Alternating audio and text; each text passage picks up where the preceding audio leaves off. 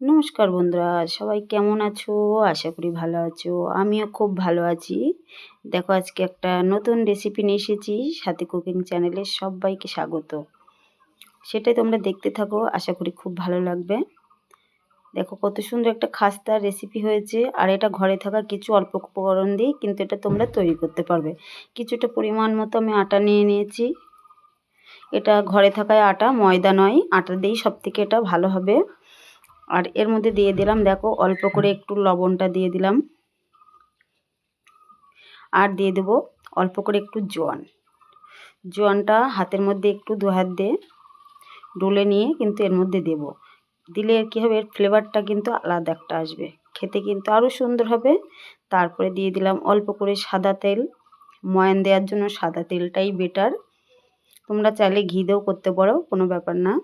তার মধ্যে দিয়ে দিলাম অল্প করে কালো জিরে দিয়ে, দেখো আমি ভালো করে হাত দিয়ে একটু মেখে নেব খুব সুন্দরভাবে।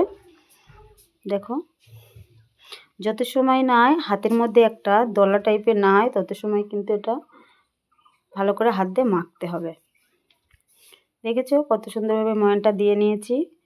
আর কি করব, অল্প অল্প জল দিয়ে কিন্তু এটা আমি মেখে নেব। হয়ে গেছে, এবার জল দিচ্ছি, দিয়ে সুন্দর একটা আটার ডো তৈরি করে নেব। দেখো বন্ধুরা, এদিকে আমার আটার ডোটা কিন্তু রেডি হয়ে গেছে অলরেডি। আর একদম নরমও করব না, শক্তও করব না, একদম মিডিয়াম মতো কিন্তু এটা ডোটা রেডি করতে হবে। এবার এটা কিন্তু আমি 30 মিনিটের জন্য রেস্টে রাখবো। যতটা তত কিন্তু আরও ভালো হবে। আর এদিকে দেখো আমি 4-5টা আলু ছোট সাইজের সিদ্ধ করে খোসা ছাড়িয়ে রেখেছিলাম, আর এই গ্রেটারের সাহায্যে কিন্তু আমি গ্রেট করে নেব।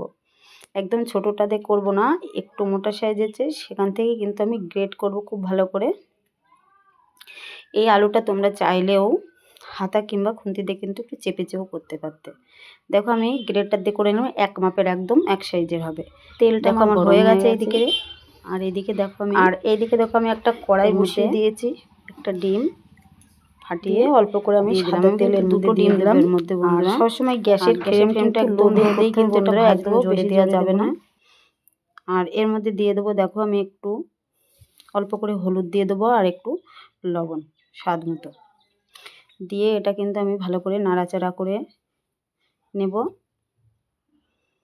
আর ডিম কিন্তু ভাজতে একদমই টাইম লাগে না, অল্প টাইমের মধ্যেই কিন্তু ভাজা হয়ে যায়। এই ডিমটা ভাজা হয়ে গেছে। আর এদিকে দেখো যে আলুটা গ্রেট করেছিলাম, এর মধ্যে আমি কিছু উপকরণ আমি মিশিয়ে নেব। ডিমটা ভেজে রেখেছিলাম ভুজিয়া মতো, সেটা কিন্তু আমি আলুর মধ্যে আমি দিয়ে দেবো সব কটা। আর দিয়ে দেবো কিছু কুচানো পেঁয়াজ, আর দিয়ে দেবো কয়েকটা কাঁচা লঙ্কা কুচি।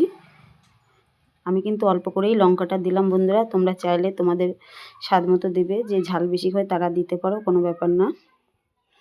আর দিয়ে দেবো অল্প করে সরষের তেল, অল্প পরিমাণ মতন সরষের তেলটা আমি দিয়ে দিলাম। আর দিয়ে দেবো অল্প করে একটু হলুদ, আর দেবো লবণ, স্বাদ মতো লবণটা দিয়ে দেবো। দিয়ে আমি কিন্তু মিশিয়ে নেব। আর দিয়ে দেবো একটু, সবকটা উপকরণ আমার দেওয়া হয়ে গেছে। এবার হাত দিয়ে ভালো করে আমি কিন্তু আলুর সাথে আমি কিন্তু মিশিয়ে নেব খুব সুন্দরভাবে। দেখো মেশানো হয়ে গেছে। আর যাতে সবকটা ভালো করে মিশে যায়, সবকটা কিন্তু ভালো করে মিশিয়ে নিতে হবে বন্ধুরা।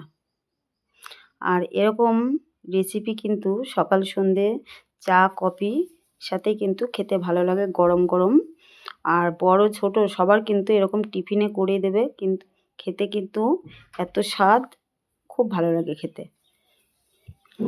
দেখো আমার এটা রেডি হয়ে গেছে। এবার যে আটার ডোটা রেখেছিলাম 30 মিনিটের জন্য রেস্টে রেখেছিলাম, দেখো আমি হাত দিয়ে দেখিয়ে দিচ্ছি কত সুন্দর একটা সফট ডো রেডি হয়ে গেছে। একটু শক্ত রেখেছিলাম, আর এটা যত সময় তোমরা রেস্টে রাখবে ততই কিন্তু ভালো হবে। তারপরে দেখো আমি হাত দিয়ে ভালো করে আরেকটু মাখিয়ে নেব।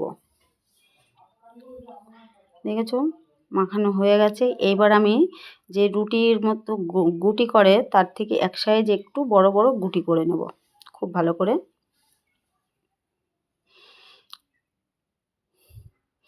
এভাবে সবকটাই কিন্তু একই মাপের আমি করে নেব। দেখো বন্ধুরা, একটু বড় সাইজ করে নিয়েছি। এবার এগুলো কি করব, আমি রুটির থেকে একটু পাতলা টাইপের করে কিন্তু আমি এটা বেলে নেব। অল্প করে আটা দিয়ে দেব, দিয়ে খুব সুন্দরভাবে এটা আমি বেলে নেব। কোনো দিকে যেন মোটা না হয়, একই রকমভাবে চারি সাইড কিন্তু এটা বেলে নিতে হবে। দেখো আমার এটা বেলা হয়ে গেছে, আর একটু গোল করে নিই। এবার এটা ছুরির সাহায্যে কিন্তু আমি চারি সাইড কিন্তু কেটে নেব। আর এটা কিন্তু দেখো একই মাপ করে কিন্তু আমার বেলা হয়েছে, কোনো দিকে কিন্তু মোটা নেই। এইভাবে চারি সাইড কিন্তু আমি কেটে নেব।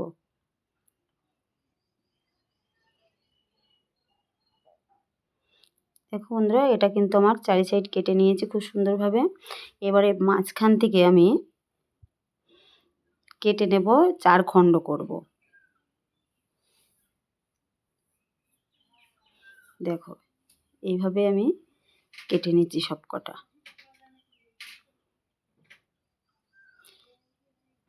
দেখেছো কাটা হয়ে গেছে। এবার যে পুরটা রেডি করেছিলাম আলু দিয়ে ডিম দিয়ে, সেই পুরটা কিন্তু আমি অল্প অল্প করে এর মধ্যে আমি দিয়ে দেব।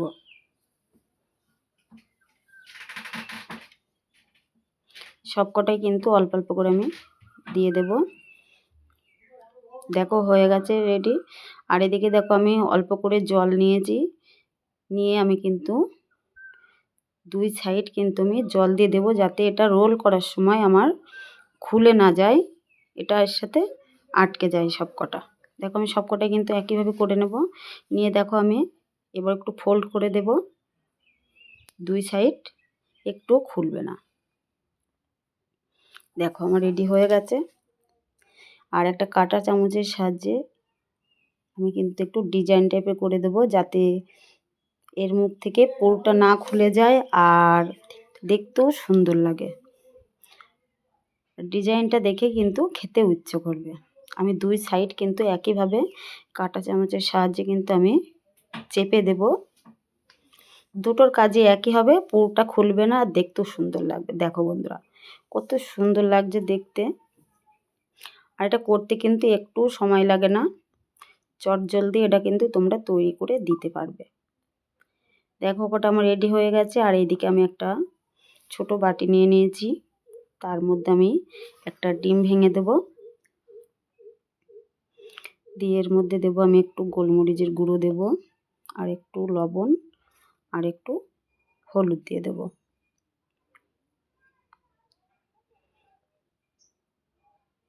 দিয়ে খুব সুন্দরভাবে একটা চামচের সাহায্যে কিন্তু আমি এটা ভালো করে ফাটিয়ে নেব। তোমরা চাইলে এর মধ্যে একটু কর্নফ্লাওয়ারও দিতে পারো, কর্নফ্লাওয়ারটা দিলেও কিন্তু খুব ভালো হয়। আমার হাতের কাছে ওটা নেই, তার জন্য কিন্তু আমি দিইনি। ডিম দিয়ে এটা করব। দেখো আমার ফাটানো হয়ে গেছে খুব ভালো করে।